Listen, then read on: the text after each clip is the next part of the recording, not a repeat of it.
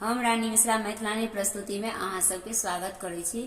आई महाशिवरात्रि के शुभ अवसर पर हम एकटा नचारी सुना रहल छी। आशा करै छी जे अहाँ सबके नीक लागत।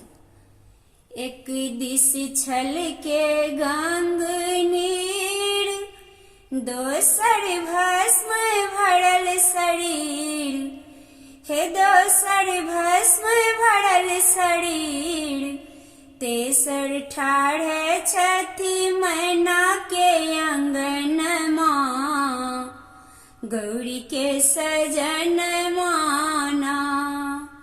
तेसर ठाढ़ छथि मैना के अंगन माँ, गौरी के सजन माना।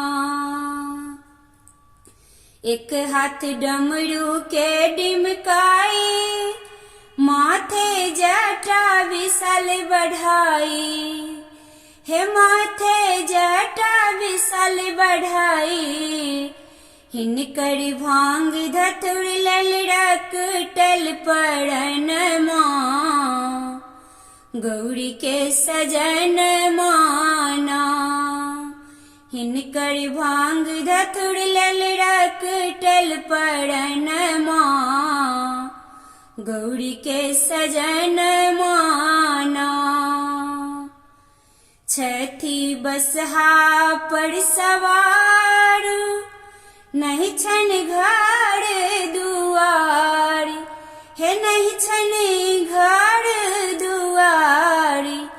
संगे गौरी को न रखता भवन माँ, गौरी के सजन माना।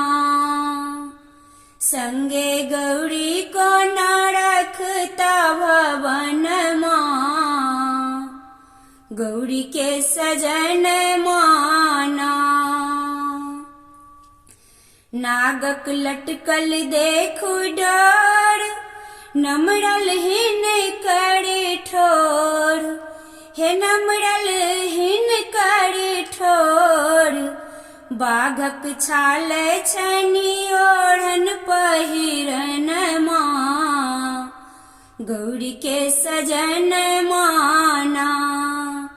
बाघक छाल छनि ओढ़न पहिरन माँ, गौरी के सजन माना। सब सखी देखल जखन रूप, नहीं छथि जोगी नहीं भूप, हे नहीं छथि जोगी नहीं भूप।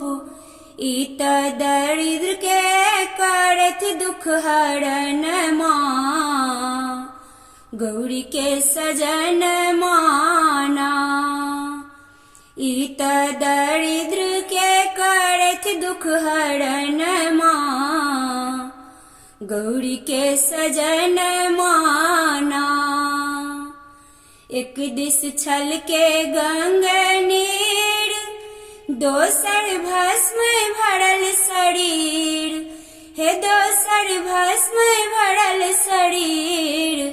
तेसर ठाढ़ छथि मैना के अंगन माँ, गौरी के सजन माना, गौरी के सजन माना।